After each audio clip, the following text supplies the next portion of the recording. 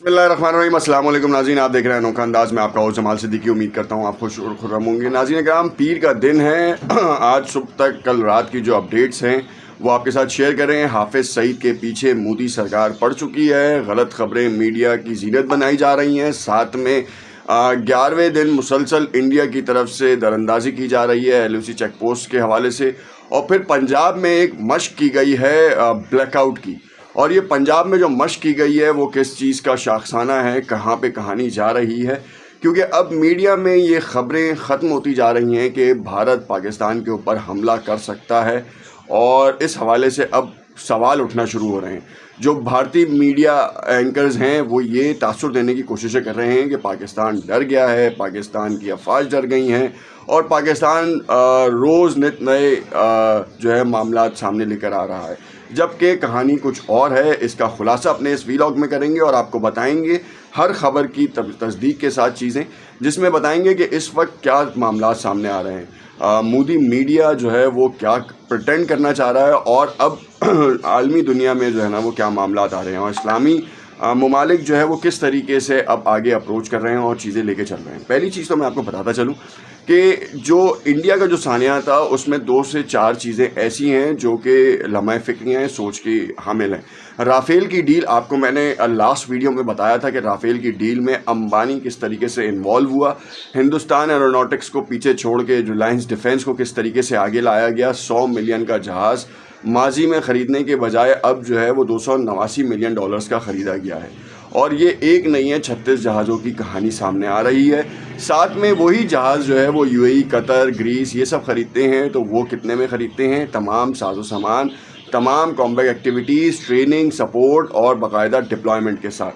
اب دوسری جانب میں آپ کو بتاتا چلوں کہ جو حافظ سعید کی جو معاملہ ہے, لشکر کو جو جتنا زیادہ جو ہے نا وہ پریٹینڈ کیا جا رہا تھا کہ جو ہے وہ لشکر نے انڈیا میں بہت سارے ٹارگٹس کو جو ہے وہ نشانہ بنایا ہے, اور ساتھ میں اس کے پیچھے پاکستان کی افواج یا پاکستان کی ایجنسی انوالو ہے, اور نت نئی کہانیاں جو گھڑی جاتی ہیں. اور آپ نے دیکھا بھی ہوگا کہ بھاجپا سرکار کے اوپر ہی جو ہے سب سے زیادہ ایلیگیشنز ہیں. جتنے بھی ٹیررسٹ اٹیکس ہوتے ہیں یا جس طریقے کے معاملات ہوتے ہیں یہ صرف انہی کی سرکار میں ہوتے ہیں. آخر کیوں ایسا ہوتا ہے؟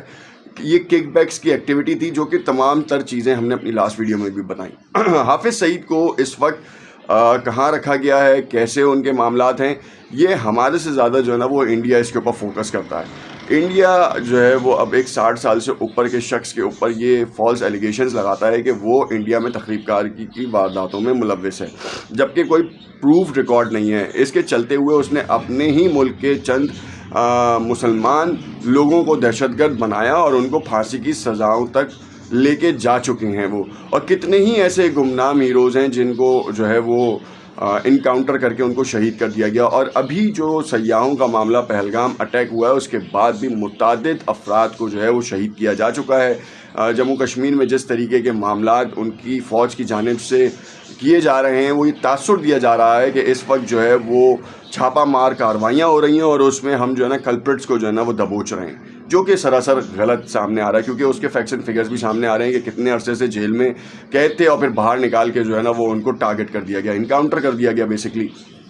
اب سینیریو یہ ہے کہ حافظ سعید کو جو ہے وہ یہ خبر دی جا رہی ہے, انڈیا ٹوڈے ہو گیا یا پھر ہندوستان ٹائمز ہو گیا, وہ یہ کہہ رہا ہے کہ حافظ سعید کی باقاعدہ مانیٹرنگ کے لیے ڈرونز کو جو ہے استعمال کیا جا رہا ہے, اور ان کی سیکیورٹی جو ہے 4x کر دی گئی ہے, یعنی کہ 4 گنا اور جو ہے نا وہ بڑھا دی گئی ہے. اگر 1 گارڈ تھا تو وہ 4 گارڈ کر دیے گئے ہیں وہاں پر. اب حافظ سعید جو ہے وہ ایک پاکستانی شہری ہیں, ایک جماعت سے تعلق رکھتے ہیں.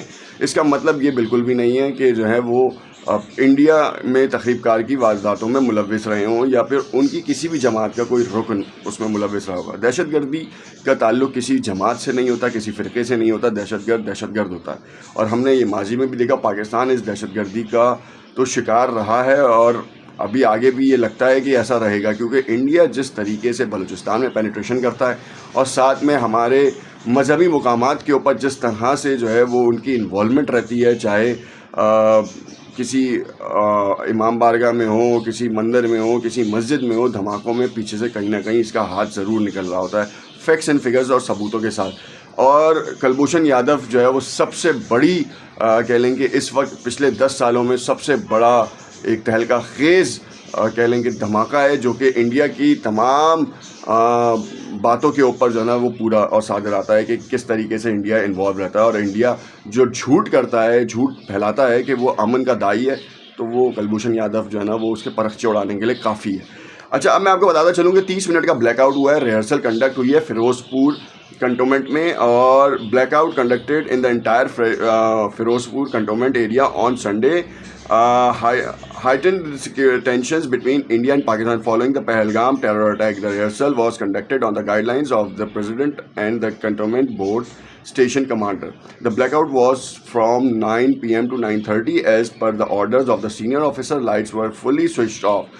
یعنی کہ کہیں نہ کہیں جو ہے وہ انڈیا یہ تاثر دینے کی کوششیں کر رہا ہے کہ پاکستان اگر ریٹیلیٹ کرتا ہے تو ہم تیار ہیں, جبکہ پاکستان کی طرف سے جو ہے نا یہ پیغام دیا گیا کہ ایک تو پہلی چیز پہلگام کے واقعے کی جوڈیشل انکوائری کی جائے, انڈیویجول انڈیپینڈنٹ انکوائری کی جائے, ساتھ میں ان دہشت گردوں کا تعاقب کیا جائے جن کو آپ نے اے آئی کی مدد سے جو ہے نا وہ ٹریس آؤٹ کر کے پورے میڈیا میں بدنام کیا. اچھا, وہ ان کا لنک کہاں ہے؟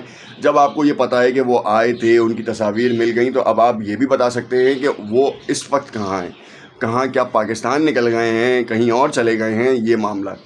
اب دوسری جانب جو ہے وہ آپ یہ بھی دیکھیں کہ یہ تاثر دیا گیا تھا, یہ ختم ہو گیا, زائل ہو گیا, کہیں نہیں پتہ. یہ سوالیہ نشان جو ہے نا اب انڈیا کی عوام, انڈیا کی سرکار اور اس کی فوج سے پوچھ رہی ہے. رافیل کی ڈیل آپ کو پتہ ہے, یاد رکھیے گا, رافیل کی ڈیل بھی جو ہے نا بڑا سوالیہ نشان ہے. امبانی کے اپنے اسٹیکس جو ہے نا وہ خطرناک حد تک جو ہے نا وہ معاملات خراب ہوتے دکھائی دے رہے ہیں, اور اب امبانی کی اپنی جو ساکھ ہے نا وہ مجروح ہو رہی ہے.